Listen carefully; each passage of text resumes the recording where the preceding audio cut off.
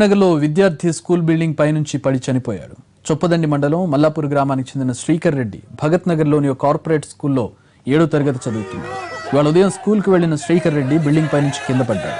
అతడి పరిస్థితి విషమంగా ఉండడంతో సమీపంలోని ఆసుపత్రికి తరలించగా అక్కడ శ్రీకర్ రెడ్డి మృతి చెందాడు. మృతదేహాన్ని కరీంనగర్లోని జిల్లా ఆసుపత్రికి తరలించారు. అనంతరం ఆసుపత్రికి చేరుకున్న విద్యార్థి సంఘాలు డెడ్ బాడీతో ఆందోళనకు దిగాయి. వెంటనే పాఠశాలపై చర్యలు తీసుకోవాలని డిమాండ్ చేశారు.